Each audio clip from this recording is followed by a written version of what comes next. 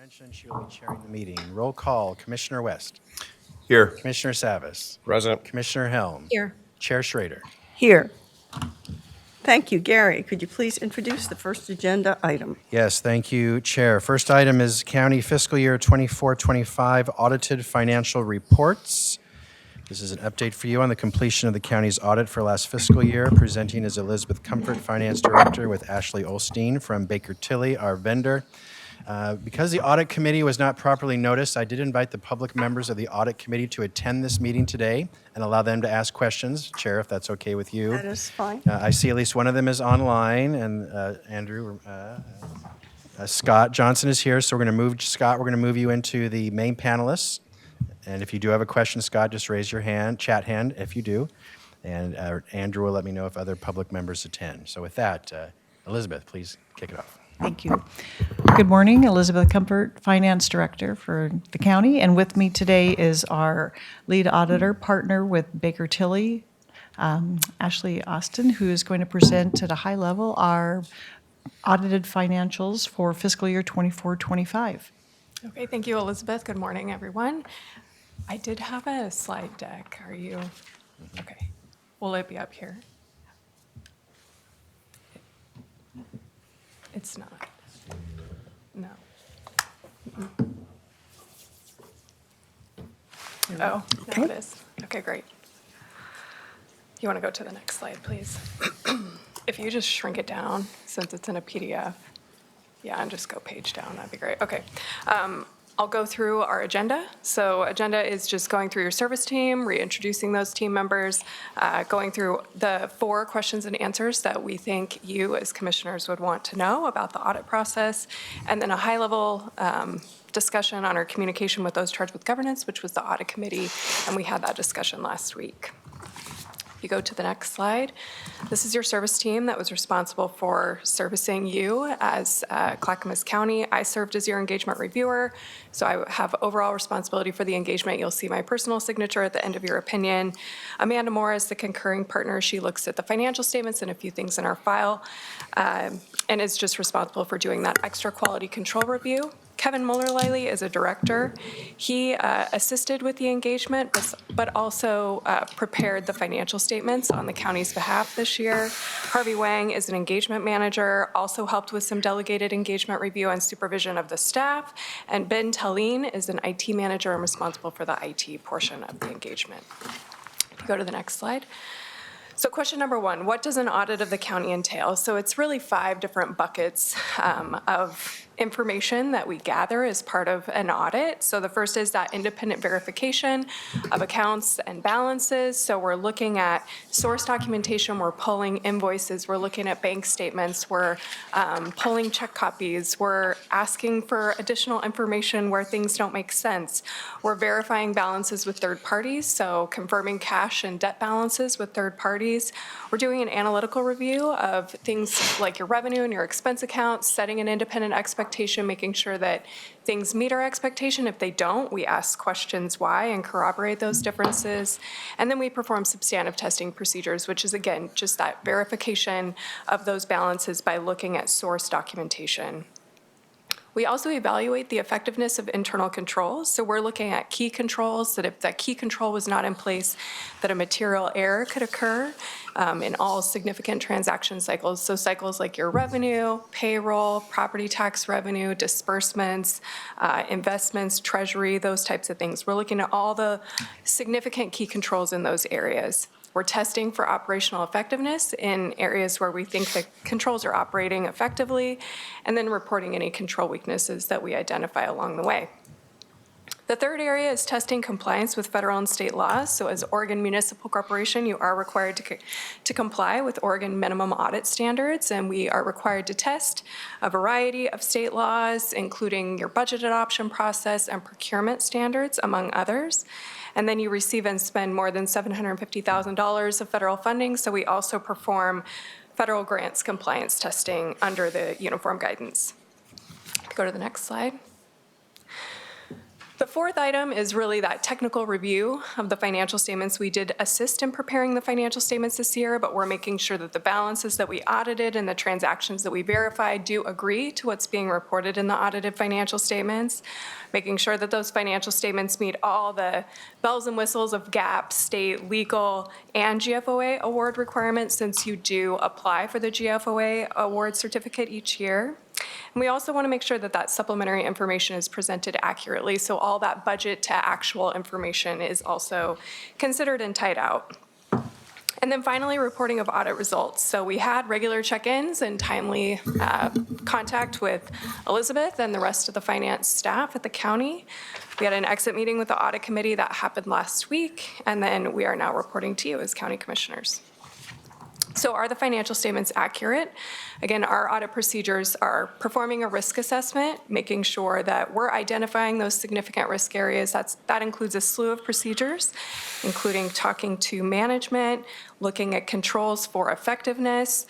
We also perform substantive testing, as I mentioned, and that technical review of the financial statements. And the results were that you received an unmodified opinion, meaning your financial statements are clean and they're fairly presented in accordance with U.S. generally accepted accounting principles. That's what you want to hear. Question number 3, did the county comply with applicable federal and state laws and regulations? So again, we're performing that risk assessment to identify the specific compliance requirements that we're going to test, and then we perform compliance testing over federal grants and state laws, as I mentioned a few slides back. So the results for the Oregon minimum standards, we didn't have any control findings, but there were 2 compliance findings. One was procurement related. There was a public improvement project that wasn't properly advertised in a newspaper. It was advertised on Oregon Buys, but the requirement is that you also include that advertisement in a newspaper. And then there was an over expenditure in the sheriff's office that was also detailed in note 1 of the financial statements. We're required to call it out whenever there's an over expenditure of a budgetary line item. Otherwise, clean opinion. Results of the single audit, so we did test only 1 major program this year, approximately $52 million. No control findings, over compliance reported, and there were no compliance findings. And we tested the health center program cluster just for reference there. And then question number 4, did the audit identify any fraud, waste, or abuse? Again, part of our procedures are evaluating key controls for those significant balances and transaction cycles. We're brainstorming with our independent team to make sure that we're identifying the risks appropriately, and then interviewing individuals throughout the county to also obtain information throughout our audit process about risk areas that we should focus on. And the testing results uncovered no reportable matters of fraud, waste, or abuse during the audit process. Just a high-level snapshot of our communications with the audit committee. We did hold that audit committee meeting last week. We did also just want to share a few other items with you that we also discussed with them in terms of were there any audit adjustments. There were no corrected audit adjustments. There were 2 minor uncorrected audit adjustments that we identified, but management passed on posting to their financial statements, which is reasonable, and we are required to just share that with the audit committee and with you. No difficulties encountered in performing the audit, so no difficulties obtaining information or obtaining access to individuals that we wanted to talk to, and no disagreements with management about an audit or accounting matter. Before I hand it over and ask if there are any questions, just want to acknowledge that the audit is complex. You are a complex county. You have lots of different component units. So just want to acknowledge that we had regular communications with county management and staff throughout the audit process. They were very responsive, fulfilled our requests timely, and the tone at the top was one of openness and wanted to hear our concerns and considerations. So thank you again to Elizabeth and her team, and open it up to you for Do you questions. want to mention about separation of duties with Captain? No. I'm sorry, is there something else that should be mentioned, Elizabeth, or no? Yes, Ashley, I asked you to mention something, please. Oh, I thought I did mention it. So I did mention at the beginning, Kevin Muller-Liley is a director, and he helped with the overall supervision of the engagement, but he also helped prepare the financial statements on the county's behalf. And you issued an RFP, Baker Tilly responded to that, and Kevin led our process of preparing those financial statements and was also part of the audit team. Thanks for that. He did not perform any. All right. There's construction and finance, sorry. Oh, my goodness. Well, I thought it was my tinnitus acting up again. Okay. But we do want to be clear that Kevin did not perform any of the review of the financials. So there is a separation of duties there because he is preparing the financial document, but was not reviewing it. Right. Well, colleagues, we're going to have to move on through some interesting sound issues. We're going Do to you fix have- that in a second here. That needs to stop. That's Stop, okay. please. Yep. Just tell them not to Yep. wait. when we have Go the ahead meeting. with your questions, please. All right, colleagues, I see a red light from Commissioner Savas. Yeah, let's wait for Elizabeth to... Let's wait for her to come back. And then I know back. Commissioner Helm. And then I'll remind Mr. Johnson online, if you do have a question, would you raise your chat hand and we'll call on you as well. Great. Thank you, Gary.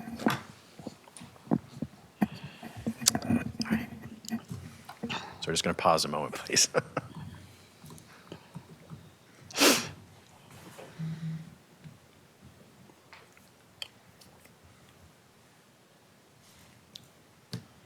What are they doing over there in finance? Other than finance, what are they preparing? I'm not sure. We'll ask Elizabeth I'll that have when to she's find there. out when we come back in here, yeah.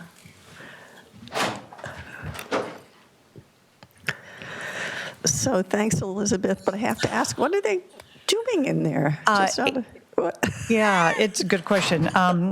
Our H3S department has taken over half of the finance floor that we've had over there, Okay. and so they're actually putting up a wall to separate the two departments. Okay, we're sorry we had to interrupt their work. So, They're good. They have plenty to do. but I do have two colleagues. Let's go Commissioner Savas, then Commissioner Helm. Yeah, I kind of do this every time there's an audit, and I say this because I know a lot of people watch our meetings, and I have a question at the end here. So my comment is that, and this is not a criticism, it's just an observation that what the public thinks of an audit, successful or not, is, this annual audit, for example, this one here in front of us, is not an analysis of our business practices, whether they're good or bad, or whether they're in the red or black. It's not a matter of necessarily policy guidance. It's really the fiscal controls and answering the questions and everything. So I just want to put that out there, that some people think that an audit is like finds everything, and it does not. That's not your charge. So that said, I just have a question, and whoever can answer it of the two of you is fine. And I think I know the answer, but it'd be nice to hear from you. Is that earlier this year we passed an ordinance to put in the financial tools, if you will, the 30-year forecast and a number of things. Part of your work is not analyzing our adherence to that. Is that correct? The 30-year forecast? Well, no, that changed in our ordinance. That all the components in our ordinance, sustainable long-term budget, all the factors we put in that ordinance that we approved earlier this year are not things that your auditing firm looks at. Well, just a minute. All right. So Baker Tilly does review the ordinances that you put into place. And we are responsible for reviewing the minutes of all the things that you talk about each and every meeting. And we glean out of there things that can help us during our risk assessment process, and also things that we might need to key in on from a risk perspective. That ordinance occurred earlier in 2026, so it was a subsequent event. It wouldn't be something that would come up in the 2025 audit, but we will consider that as part of our risk assessment procedures for fiscal 26. Okay, so that's thank you for that. And I'll just use that as just say this, and that is, my concern is that the interpretation of that ordinance, and, I know we're talking through that, and we'll possibly go back and fix it. But when we move forward with that, I think we are envisioning that 30-year forecast would show us in the black for each of those years up until the end of that period of time. And now it seems apparently that we've got, because of some financial decisions that have been made, and maybe we unwind those, we can make adjustments, but we have more years in the red than I ever anticipated. I was thinking maybe one or two, if that. But my concern now is that there's more years in the red, potentially, as I'm hearing, than there ought to be. So I'm hoping that we can shine a light on that or remedy that. But I just want to put that out there, that your work is the prior year, not going forward. Right. Yes, and that is accurate. And in 2026, we will consider a portion of that during our risk assessment process. Part of the thing that we have to consider is whether the county can continue on for more than 12 months. So that would be something that we would look at as part of that procedure. Yeah. And my closing thought, and I'll stop here, and that is, and that the media is definitely looking at a lot of local governments and their financial plights as a result of expenses outpacing revenues. So I don't want to be in the paper. That's all I have. Chair, back to you. All right, Commissioner Hill. So thank you for the presentation. This is kind of a newbie question because I've been through the budgeting process once. This is my first auditing process. Explain to me the correlation between the budget and the audit. Like you're going through and you're checking to make sure the budget numbers are entered correctly and all of that, but it really doesn't just explain the correlation between the two for me. So there are two procedures that we perform. So the first procedure is under Oregon minimum standards, and we're required to make sure that the budget was adopted appropriately, that you publicly notified within 5 to 30 days, you entered it into a newspaper twice, you advertised it online within the right period, that it was presented appropriately, that it was adopted by you before June 30. Then we take that adopted budget and we tick and tie the numbers that are included in there to the audited financial statements in the supplementary information. So we're making sure that the adopted budget that's legally adopted is now being included in the audited financial statements appropriately. And then we're reporting on if any of the information, if any of the current year expenditures are over that legally adopted budget. We're not going through and individually line item by line item in your system, determining that the budget has been entered appropriately. However, we are taking that legally adopted budget and comparing it to current year expenditures and reporting any over expenditures. Okay, thank you. Appreciate Thank you. that. Commissioner West, do you want to say anything? Nope. Nope. My understanding of this is largely the framework for budgeting. And in other words, how you're following the rules and procedures and concise, not an actual analysis of the That is numbers that we go through in the regular process. This is making sure we're following the internal structural rules of best financial practices, correct? Is that, or? For the budget process, we're just looking at to make sure that you're following the legal requirements of Oregon minimum standards, that you are following that legal adoption process appropriately. We're not analyzing the numbers that you use in the budget. We are simply taking the information that you put into the legally adopted budget and putting those in by fund in your audited financial statements and then reporting on if anything's overexpended. Okay. Thank you for that clarification for the public. Yes. Administrator Schmidt, I think and thank you both ladies for the work that you do.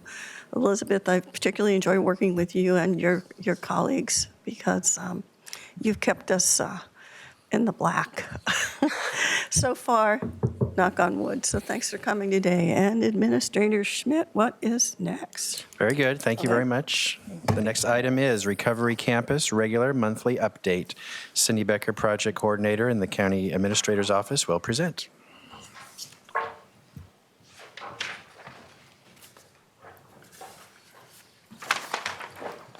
Good morning, Commissioners. I'm going to just take you to the attachment of your document so I can just give you the update as to what we've been doing since the last update. So in the area of property development and construction, we are continuing to go back and forth with SHPO, State Historical Preservation Office, because as I said in the past, the building is more than 50 years old. There are some things that are required, and it looks like some of the things that we had offered were not enough. So we're looking to see if there's any salvageable material from the existing school, and we're working with different companies to talk about potential disposition. So it's taking a little longer than we had hoped, but we're confident we will get the memorandum of agreement. It's just taking a little bit more time. So if anyone would like to keep any of the salvage materials, just let me know, and we'll be sure to deliver a window to your door. The project was approved by the Design Review Committee, and so that was another of the hurdles after the zoning. We also had to have all the plans and designs reviewed and approved by the Design Review Committee. That happened about 2 weeks ago. And last week we met with Fora Health and Facilities to really identify who's got responsibility for what. And so, because it's a county-owned building, so basically the short version is that Fora will be responsible for the day-to-day custodial and small maintenance. And then facilities will be responsible for any of the larger maintenance of the systems. We don't expect that to be an issue since they're all going to be new systems initially. But that will be part of the lease agreement. But we wanted to make sure that both parties were understanding and accepting of their respective responsibilities. So we've got that done, and we'll add that to the lease. Any questions? Okay. Let's go to funding. So a couple of things have happened since we last met. Chair Roberts and Gary Schmidt, met with 3 counties. It was Marion, Yamhill, and Hood River. Hood River. The conversation was focused on whether or not those counties were interested in buying beds, particularly residential treatment beds, or a bed, actually, from the recovery campus. This, as you know, with the juvenile department, we currently buy beds in Marion County, so it's not that unusual to do. I think in this situation, maybe, I don't know that it's happened very much, and we know that counties use beds in other counties, but they don't always buy those beds. And so the conversation was really about whether or not those respective counties were interested in buying a bed, and as part of buying a bed, they would be doing an upfront payment of $250,000 in addition to buying the beds. And so at this point, I don't think you've heard anything. No one's grabbed and said, yes, I want to do it. I think they're all thinking about it. And so I just wanted to let you know about that, and we'll make it work if they meet the terms that we laid out. It's a little bit of a dance, if you will, because we want to make sure that the beds are available, obviously, to Clackamas County residents. And if someone, let's say a County X, were to buy a bed, but they didn't need the bed, but we needed the bed, right, how would that work? So there's, as I said, there's some dancing. It can work, and we'll make sure that happens. But at this point, we haven't heard anything positive from any of the 3 counties that they want to pursue that. So that's just a heads up for you. Questions? Okay. Colleagues, I'm not seeing any lights. Okay. I hope things with SHPO go through, because I've worked with SHPO on a bunch of numerous issues. The State Historic Preservation Right, Office, yeah. So let me know if there's any artifacts that we need to, incorporate into the building. Yeah, we will do that for sure. To see, like the courthouse, where it's a modern building, but there might be something that can be used that would. In terms of aesthetics, we have someone coming in and taking a look at whether there is some things. So just want to go back on funding. Our plan is to bring you a contract in May before budget, and we will have a dollar amount in that contract. The team, the Fora team, is working on the budget, and there are some things that the county has added as part that were not envisioned when Fora did their bid, but so they're working on ensuring that happens. For example, the commercial kitchen is another $400,000 on top of what they bid, so they're working that in. There are a couple other things in there as well, just because we want to make sure that they align the hard equipment with what the county uses in other buildings. And so we're working, the Fort team and facilities is working together to make sure that we have like standards. So, but the team is bringing in the budget, and what we expect to happen is we'll bring you the contract, and we will be incorporating the grant from the Oregon Health Authority. We'll be incorporating the grant from the legislature, and we'll make, I don't know that we'll have the, excuse me, I don't know that we'll have the federal grant tied down, so we may have to come back for that.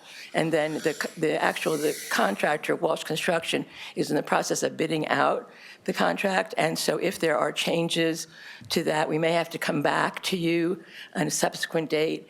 But we want to get the contract in place beforehand so that they can start doing the demolition work and everything else. Right. So there may be some holding patterns, if you will, in the contract, but we didn't want to wait because that would delay the entire project. Questions about that? Well, why is there a holdup in the federal funding? Is it just because the wheels of government? They have an application Routinely? process, and so Okay, we just have wheels to of go. government. Yeah, so it's not that we aren't going to get the money, but we have to go through their process. And then the lottery has the guidelines, and so there's various processes that that's we what- have to go that's through. what I thought. So we know from the Oregon Health Authority that money is coming, and it was just a question of when, and then the lottery has to go through some things. So it's just, as we started with this project, we've been doing several parallel paths at the same time. And so this isn't maybe going in the logical sequence we would all love, but we're moving ahead on all fronts. Okay. Thank you so much. The last piece I wanted to talk about is community outreach. And we have a community meeting scheduled for June 3rd at 6 o'clock. Doors will open at 5:30. We are mailing and delivering invites to residents and businesses within 1,000 feet of the site.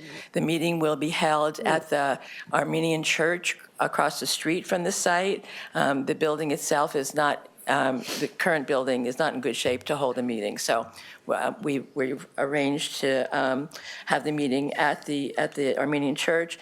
We will have poster boards that show the designs of the campus. We'll also have a timeline. 4 will be there. Members of the architect team will be there. So we'll be able to answer a lot of the questions we couldn't answer 2 years ago. Was it 2 years ago? Yeah. So, and we're, I know that there's, obviously questions about safety. So we've got a lot of information to share with people. We'll have leave-behinds for them.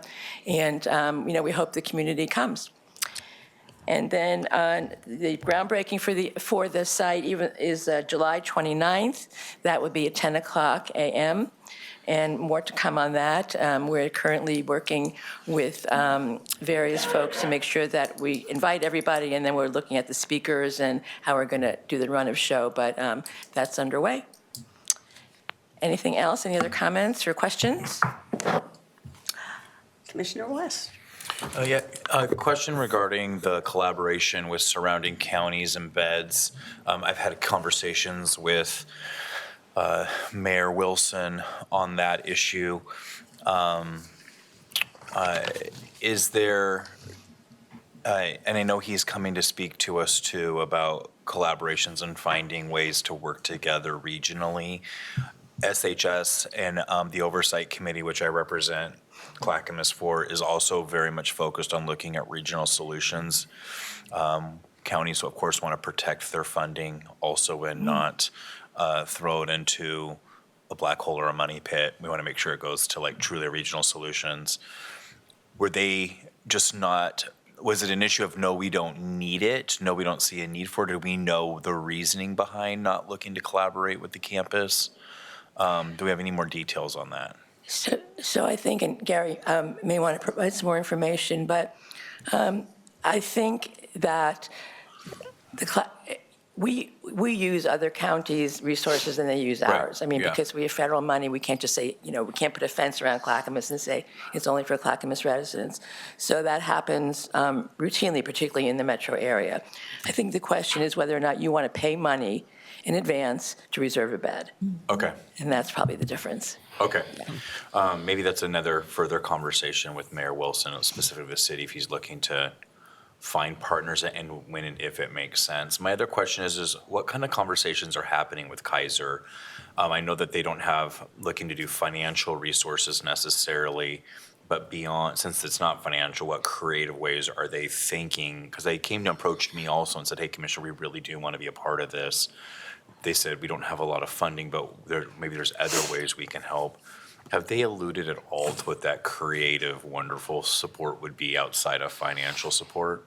Well, Mary did meet with them, and correct me if I'm wrong, they have talked about wanting to be creative, and they talked a little bit about their community benefit funds.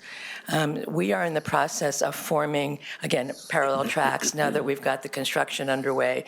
Mary and I are pulling together kind of subgroups to look at things that are going to impact the community. For example, supported employment, transitioning, working with public safety. There are things that we want to make sure by the time the campus opens that all the different program touches are in place. Mm-hmm. And one of the areas that we're looking at is hospital discharges and how that works. Yep. And so we are going to have a subgroup specifically working with Providence and Kaiser around what that relationship should be, what their expectations are, what ours are, what fours is. And so that will be an opportunity for them to kind of jump in if they want to. Some of the things I've talked about or thought about is and I think that this maybe is a later phase within the campus, but that medical type respite, discharge issues, that partnership to try to reduce the amount of people using medical resources of frequent flyers that aren't getting the care they need. And I've always talked about some level of hospice and long-term care where people either get that later stage care that they need if they chronically deal with homelessness issues, and then also nobody dies alone. So like there's some level of somebody to transition at that end of stage life issues to somewhere within our recovery model. Mm-hmm. And maybe that's where they can be helpful. All of these are now just visionary and a little bit in it. We're talking about it. I don't know how you do that without money, but we started this project without money. we did start a project without much money, and here we are now. So I would just be curious what that is. I've always been kind of wondering how those conversations have been developing regarding how our medical systems would understand their need to partner with this. I know that they have real pressures on them right now and real financial issues with our hospital systems. So yeah, I'd be curious to see how that develops. Well, and I think, to that point, I think, again, we need to look at the recovery system as a whole, because there may be opportunities in the system versus just at the site. Yeah. And then we also have the undeveloped area that in the future, if there are some funds, there's about 2 acres there, there's opportunities there. So I think it's a question of saying, kind of laying out the vision, certainly from the board, on what your vision is, and obviously then starting to dial for dollars. But I think, again, it's important that we look at the whole recovery system, because we do have recovery housing that is being developed through the Housing Authority and some of the sales of some of the scattered sites. So I think it would be good maybe to have just a separate conversation on that with you and Mary and some of the other folks to see what are the possibilities today and then what would be needed in the future. One last thing, that other component that we're talking about where we freed up funding for now our first low barrier shelter. And I know that we've tried to find location sites somewhat close to that Portland, Clackamas County border. We're trying to be a little more central in our location. And I'm curious how that also, just want to keep a pulse on that because it's not on the campus. However, I do feel like it's going to be very closely connected to and maybe just a little bit outside the campus. And so just understanding where we're at with that and then how that's going and how that will play into these, I kind of consider it part of phase 1, phase 2, even though it's not on the 6 acres. Well, there are some places that we expect to get probably more referrals than most. For example, the stabilization center, the caring place, the shelter would be another place where we would expect to get more referrals. And one of the subgroups that we're looking at right now is that how we do information sharing, because that's really critical, particularly when you have the federal 42 CFR. How do you do that in a way that doesn't require the individual to repeatedly, telling their story. How do we, well, you know that. Yeah. And so that, I think, will also facilitate just in the system, how do we get information, how do we share it, and how do we help people move in the system. And then the other piece of that before Mary, one of the other subgroups that we're going to be putting together is a communications and outreach. How do we let the public know where to go for what, so they're not, calling around 17 different places? Yeah. And how do we let our providers know how to access this? So that will be part of some of the next steps. Is that going to be just like kind of expanding the use of CHA to people? Are we going to do like a super CHA? I don't know. But because some of this gets onto like, now you're talking about like actual like care and treatment and getting placement, appropriate placement. And I don't know, CHA's housing related, right? I don't know if it's a CHA function or we expand that, or do we have more than one number? That now kind of one number serves all is kind of best in my opinion, where it's super streamlined and easy. But I guess that's a different conversation. I'd be interested in what your thoughts are, Mary. Yeah. Sure, Mary Rumba, H3S Director. So just going back to the low barrier shelter, we're a little delayed in the contract with Metro, so I'm pretty anxious to land that so that we can be back in front of you, because I do think that will begin informing sort of our process as we've talked just theoretically about the 7 million, which is like if somebody is like, oh my gosh, we have just the best location and it's ready to, it's really turnkey, ready to rock and roll, that would be great. We don't really expect that, so are we really looking more for like a village type, model? So I think that's still all the conversation to be discussed. I think, I've been at the county for a long time, 25 years, and periodically we talk about like this just one number that people can call. And I think in concept, it's a beautiful concept. It just means that you'd have to have staff who just have such deep knowledge of all the pieces.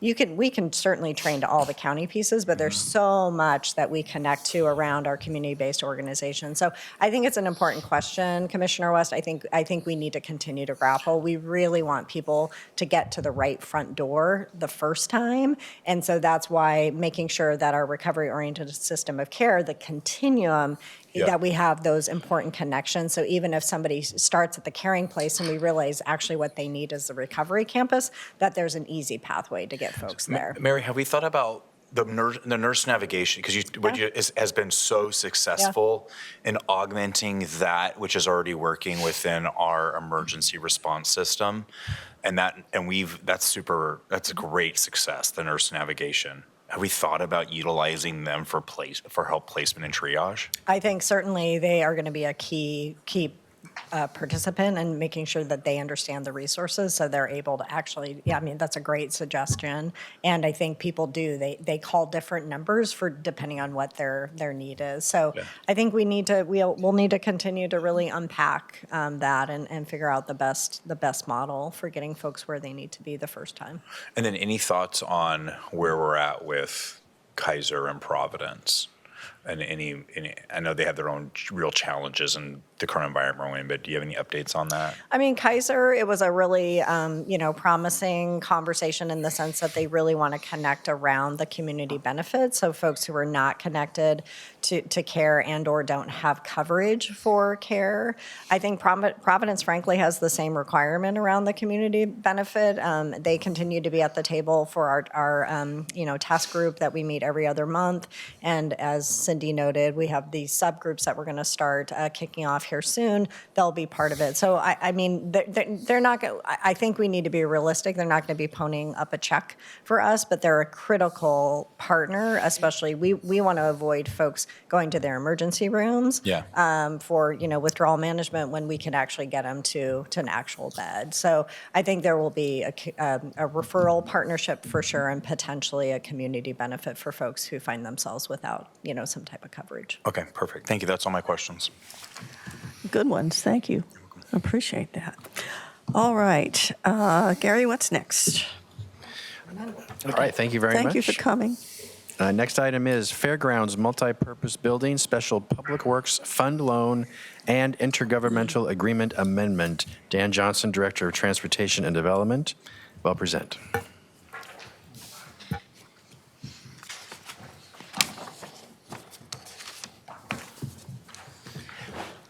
Make sure I keep everybody's name straight. Vice Chair Schrader and Commissioners. Nice to see you this morning. Dan Johnson, Director for DTD. First, a little bit of history, just to kind of set the stage for the discussion this morning. If you recall, the fairgrounds is replacing their multi-use building.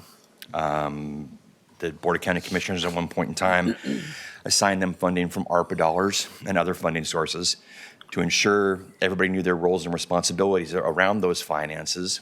The county entered into an IGA with the Fair Board because we're separate entities. Basically, again, to clarify roles and responsibilities on who was doing what with those dollars and the purpose of those dollars. In July of this last year, we came back in front of the Board of County Commissioners with interest in applying for additional funding through Business Oregon to the tune of $2.5 million. I'm here to share with you, we were granted that. And as we look to advance and secure those funds, it's important for us to modify the IGA to acknowledge these additional dollars that are coming in, number one, and also acknowledge the commitment that the Fair Board has to pay for the debt service for these particular funds that we'll be receiving, because the county has to receive them on their behalf. So essentially in the packet of materials that you have is an illustration of one, the application, there's the amendment, and there's also the Business Oregon summary of award that was provided.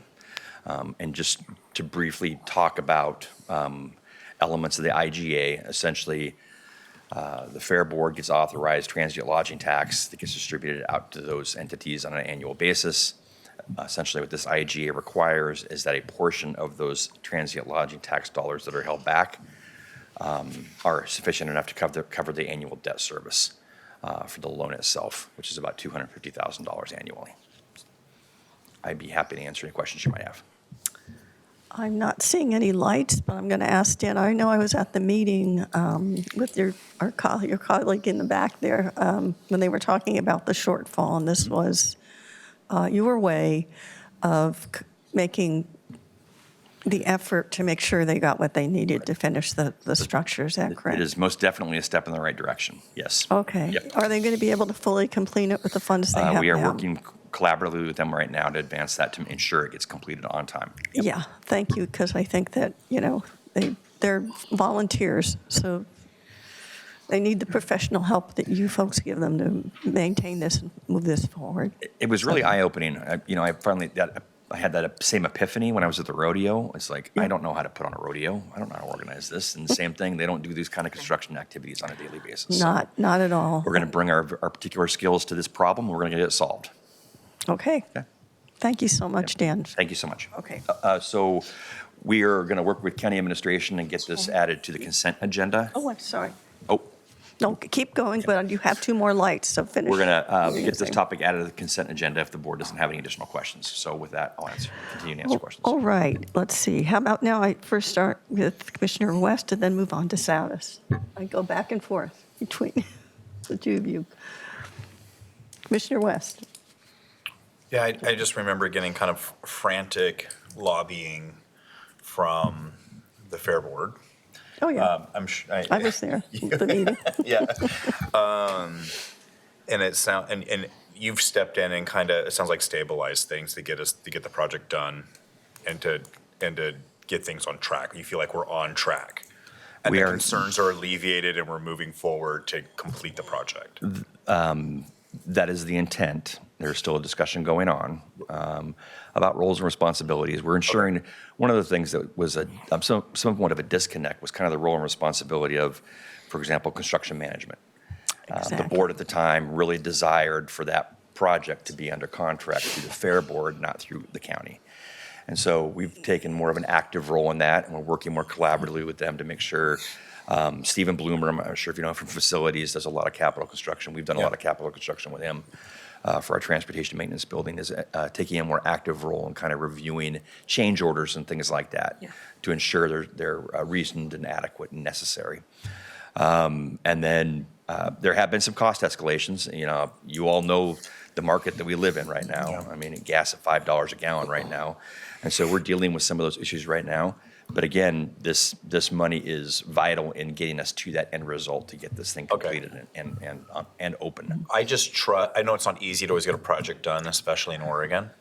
And I trust your ability, I've watched Nancy's work with the courthouse and y'all's work in these big projects, and actually, like, it's complicated and there's a skill to it, and I don't know how to do it. And I know so I'm hoping we're helping to bring a level of support and our expertise to help guide this to get it done for the good of the county. I think that's the track you have us on, and I trust that you know exactly where we're at, where we're going. So I guess that's kind of the gist of my question. I'm not saying that all barriers are gone yet and that we won't have some issues. I just was concerned that it might have got a little bit off the rails because there was just a lack of level of experience on managing this size of project. Am I wrong? I just want to make sure that we're all, No, like, I don't moving think, in the same direction. I think everybody was well-intentioned, Totally, in their role, yeah. totally believe that. It's just some things are more complicated than others, and people believe that development is difficult. Totally, yeah. And it's challenging, and it's a specialized training. And yes, we are stabilizing this. I wouldn't be bringing this before you if we didn't think we had things under control and moving in a positive direction. Perfect, thank you. Great to know, Commissioner Savas. Yeah, a few questions. I'll start off with, let's just talk about the overall status of the project. It's due to be completed I believe it's October. of this year? Yeah. Okay, and Steel's going up right now, if you've not been there by the fairgrounds I have a recently, new but picture. it's actually vertical now, and things are moving, yes. all right, and getting back to the costs or potential overruns, what's that looking like right now? I don't have an exact number for you because what the numbers we're looking at are the change orders proposed. And so that's a discussion I have to have with Stephen Bloomer and also Brian Crow down at the Fair Board to kind of roll through those change orders. Right now, they're reasonably manageable, but there's some there's also some we want to revisit, in all honesty, and see if we can get some adjustments on some of that. So I can't tell you a number out of the top of my head right now. Yeah, what I'm kind of getting at is just the financials. As I read the material, obviously, the agency, in this case, the Fair Board, is ultimately supposed to carry a minimum balance. Yes. Right? And yet, they're also supposed to guarantee to the county repayment. Correct. Right? Yeah. So is there a scenario, and as I read this, it looks like there is, a scenario in which if they they depleted all their funds minus and they're holding a 250, and yet there's still a debt to be paid, how is that handled if there's an overrun in which they're not able to compensate the county timely? So that's an interesting question because that's a question that's predicated on the fact it's margins, for example. When we talk about the number and the amount of debt service on an annual basis, I like to look at the coverage of the current funding that's there currently. And so when you look at the numbers that we have now, and I cannot remember the exact number, but I think they get on average, I want to say 600,000+ a year in TLT revenue. I believe that to be accurate. And so when we're looking at like a debt service, and if the debt service was, for example, like $550,000, that wouldn't be sufficient coverage in my mind. So the world could turn upside down tomorrow and transient lodging tax could be reassigned, readjusted. I don't see that happening. In fact, we're working with Brian down at the Fair Board. He actually made us aware of additional funding that's going to be coming from the state, so additional TLT revenue they'll be seeing. We've also got other backstops. And it's when you look at the cash flow down there, that's one of the concerns we have about making sure that building gets completed, because a lot of the revenue that they're getting outside of this TLT revenue is from renting the facilities. Mm-hmm. And so you can't just go back to the problem and say, I want you to value engineer this thing so low that you can barely get occupancy, because then you can't rent it for its purpose. And so a lot of the monies that they're getting and they're working on their day-to-day operations are really around the rental revenue that receive from the rental or certain festivities they put on a daily basis. And they actually do fairly well in that revenue stream as well. All right, thanks. Commissioner Helm. So regarding the project management part of it, are we kind of coming in midstream then to this, or have we been involved since the beginning? We have always availed ourselves as needed.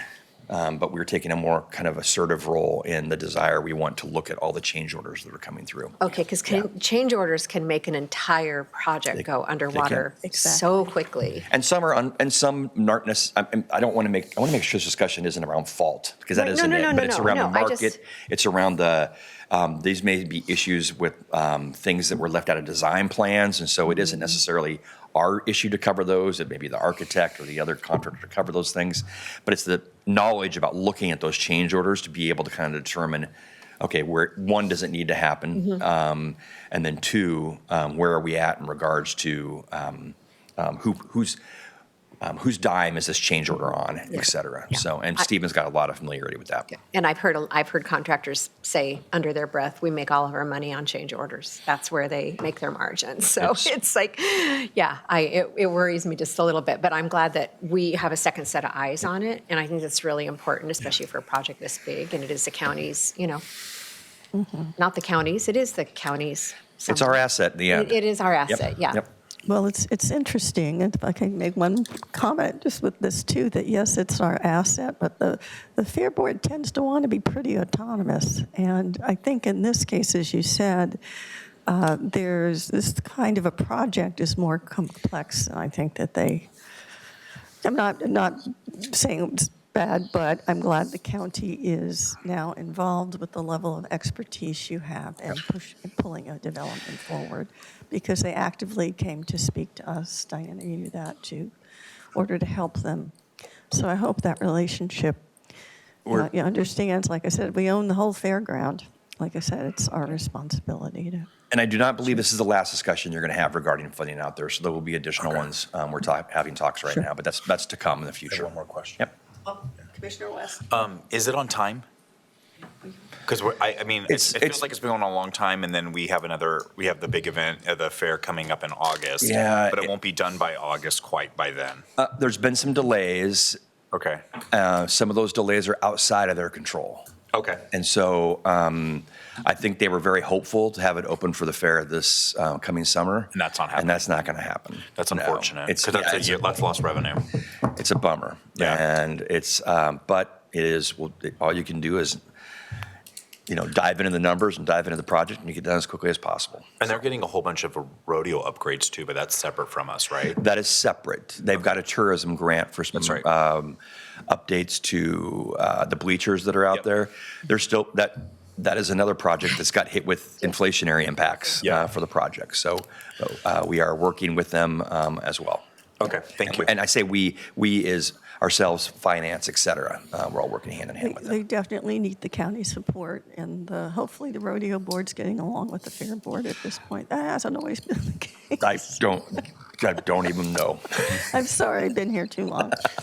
I know where all the bodies are buried. Colleagues, any other questions? No? Seeing none. Gary, what's next? So we're going to add this to this Thursday's business meeting agenda. Thank you, Gary, for that. Thank you. Next, advisory board and commission appointments. Andrew, go ahead, please. Madam Chair, the Community Road Fund Advisory Committee currently has 5 openings. Recruitment opened to the public in January of 2026 and also closed in January of 2026. 5 applications were received and 5 are recommended for appointment. The recommendation is as follows. Lori Freeman Swanson to a 2nd term ending June of 2028. Marjorie Stewart to a 3rd term ending June of 2028. Ilana Petrovsky to a 1st term ending June of 2028. Julie Gassner to a 1st term ending June of 2028. And Roy Alcorn to a 1st term ending June of 2028. The board could select other candidates or require further recruitment, Madam Chair. Right. Thank you, colleagues. Any questions? No, Chair, I move that we approve the slate as read. Second?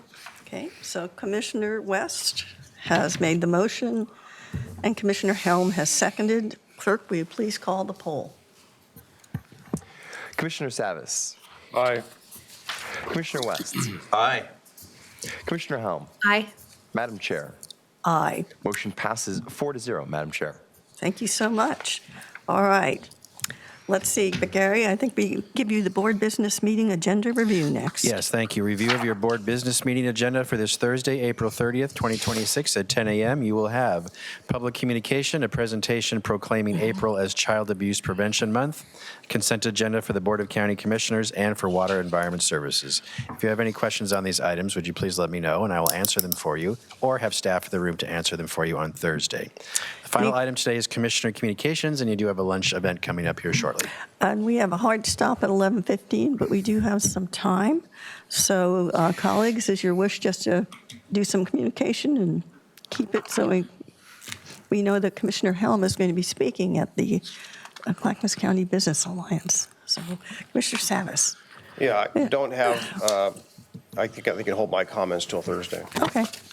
Commissioner West, any comments? I'm going to hold my comments to Thursday. I was very heartened and appreciated the updates that we got today, and especially around the recovery campus, and a really substantive conversation with the Fair Board.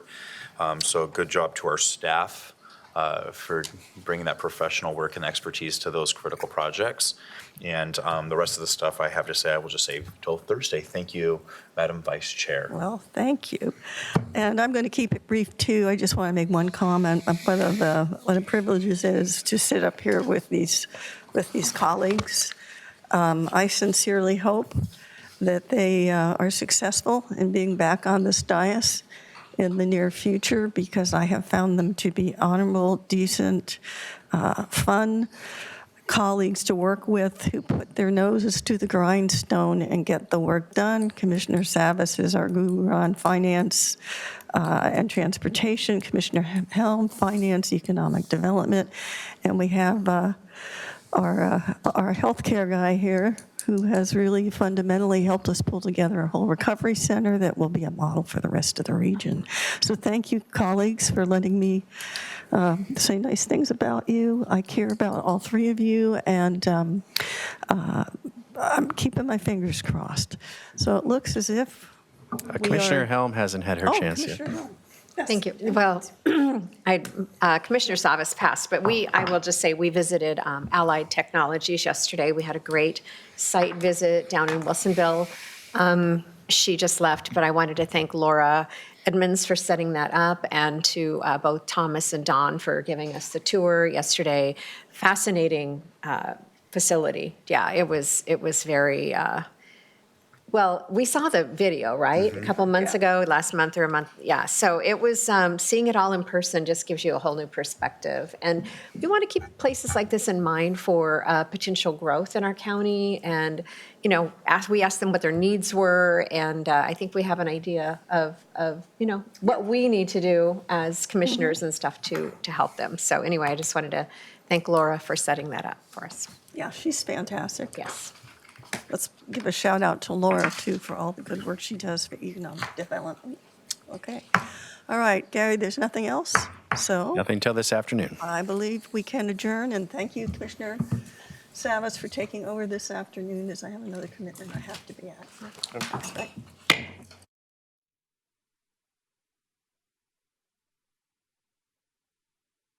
One federal court to let her come in under the Disabilities Act. So it's a full court case that you just won. Okay, we are back. Well, we were. Waiting for the screen to come up. It's live. All right. Sure.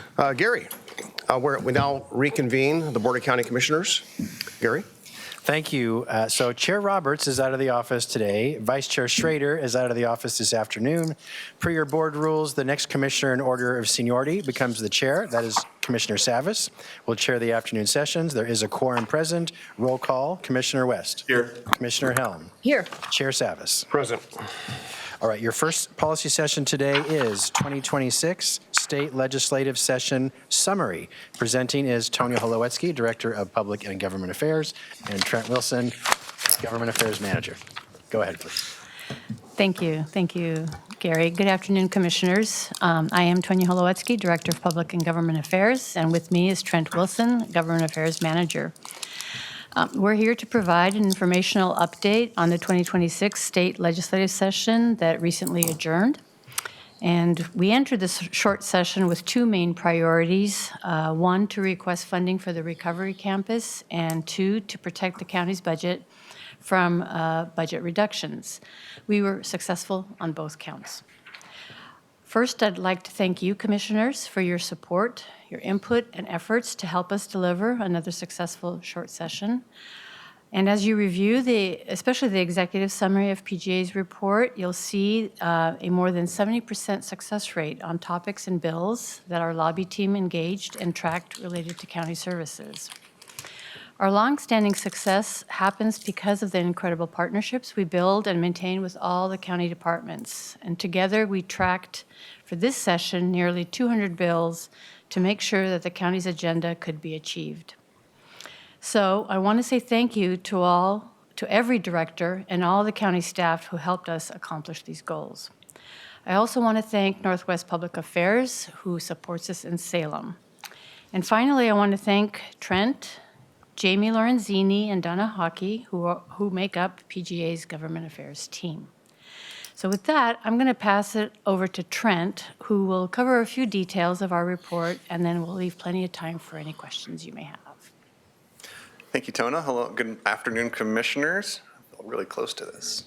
My goal here today is to hit a few of the high points. I do not plan to go through all the bills one by one so that we have plenty of time for questions here at the end. I want to continue this list of appreciation also to the directors and the staff who support us in our Salem advocacy in Salem. I also want to call out a special appreciation to the Association of Oregon Counties. We do a lot of work with them, and I just want that to be known that we really do lean on their support, and they have a great team right now. And then, of course, I want to thank the Clackamas County Caucus, that are those legislators who represent the various geographies of Clackamas County.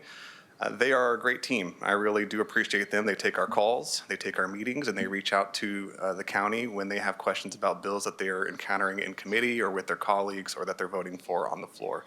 So we have a good partnership with them, and it is because of the county caucus, or the Clackamas Caucus, that we are receiving at the Clackamas County $5 million for the Recovery Campus. And I want to give special thanks to Representative April Dobson, who was our sponsoring legislator to submit the capital request form into the system this year. So she was the primary sponsor of that because the project is within her district. But really it was the whole Clackamas Caucus that came together in support of this project. And just to emphasize that, very few new projects that were introduced into the session this year were funded because of how tight funding was. And so for this project to come forward, I think it speaks really to the quality of our legislators that represent Clackamas County and the quality of the project that we are putting forward to the legislature. So those two things combined, I feel really led to success for this request. I also want to thank Commissioner Schrader, who is not here right now because she came to testify on that project, and several of you made some strategic phone calls at the right times and met with legislators to just really emphasize the importance of this project, the board's unity on that project. All of that together led to success for this request. As Tonya mentioned, the county tracked nearly 200 bills. The real number is 194 out of about 300 bills or so, so 2/3 of the legislation that was introduced affected local government in some way, and that's why we were tracking it. And with so much riding on the success of the Recovery Campus, we put so much energy there that we really did have very little direct involvement with other bills, as direct as we normally do in a bigger session when we have a broader capacity, but we did work on some. To a large extent, and I mentioned this already, we worked with the Association of Oregon Counties on bills that affected countywide or local government issues for the most part. Ahead of the session, we knew that the state was facing a budget crisis. We talked about that several times leading up to the legislative session, and recall that state agencies were asked to produce a 2.5% and 5% budget reduction scenario going into session. But by the end of session, only 1% of cuts to the state general fund were created. That's in large part because of Senate Bill 1507. That was a bill that decoupled Oregon from some federal tax policies. And I'm not really here to speak to the policies of the bill itself, but it cut the state reductions in half. And if that bill had not passed, there would have been an additional $300 million in state cuts that we would have seen. And that would have trickled down from state programs into county services such as community corrections, public health, social service programs that we were trying to protect in some way from state budget cuts. And so that bill is controversial in its own right, but I need to sort of name that it had a budget impact for Clackamas County for the positive, at least for the rest of this biennium. And those budget struggles are going to continue for Oregon, projected-wise, for the next couple of years. And so what we're starting to see in Salem is more energy and more effort on economic development. And so we saw a couple of bills that I want to highlight real quick. One of those bills is Senate Bill 1586. This was introduced by our friends at the City of Hillsborough, aiming to attract more advanced manufacturing jobs. That bill failed this session, but we're going to see that bill come back, or versions of it, and we're going to see more efforts kind of like that. Efforts to try to encourage job growth, simplify things for businesses to come and feel welcome in Oregon and Clackamas County. I think we want to be part of that game. So we're working with with DTD to prepare for bills like that in the future, and we are mindful of the board's goals around economic development as well. So we want to participate in those successful advances to attract jobs to Oregon and to Clackamas County. And the other bill I want to highlight in this ballpark is the Farm Stores Bill. This is House Bill 4153, and thank you, Commissioner Helm, for coming down to testify in support of this bill. Like the last bill, this was a very hotly debated bill. It was very contested, a lot of the same opponents actually, but this bill passed this session. But I think it speaks again to the other spectrum, or the other side of the continuum of economic development. One side was advanced manufacturing. This side is farm and farmers and what it takes to have agriculture and produce. And those two sides of the coin really are like bookends to Oregon's economic development. And there's a lot in between. And as we go towards a long session, and as the governor's Economic Prosperity Council continues to work, I think we're going to see a lot of things within that full spectrum of economic development come to us in the future session. The last topic that I want to cover is transportation. As you all know, the transportation package passed out of the state last fall from the legislators, and we have a referral coming up for the state to decide whether or not that's going to proceed. But there was a lot left undone from the previous legislative transportation efforts, and so we saw more transportation bills come into even the short session. Some of them policy, some of them funding oriented. Commissioner Savish, you came and testified on one of those bills. That bill failed. That was, I wrote it down, Senate Bill 1542. Not everything is perfect, but we want to participate in this transportation conversation as it moves forward. And we have transportation projects that are on your strategic plan that we're mindful of, and we have a department that manages over 1,400 miles of county roads. And so transportation packages are something that is really a big deal for county government, and our county government in particular. We're monitoring the governor's work group, which she is launching this week. It starts on Friday. It's called the Rebuilding Oregon's Transportation Vision. And this is an advisory body to the governor, but that work product will ultimately be a starting place for the legislature in 2027.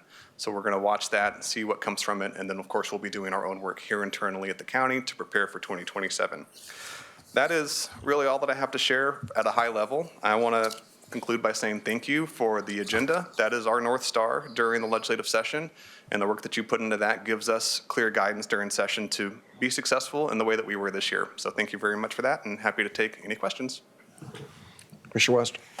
Can you just speak to, I know it's not directly to the legislative session, but right before we got the $5 million and Representative Abel Dobson was able to help navigate that money towards the recovery campus.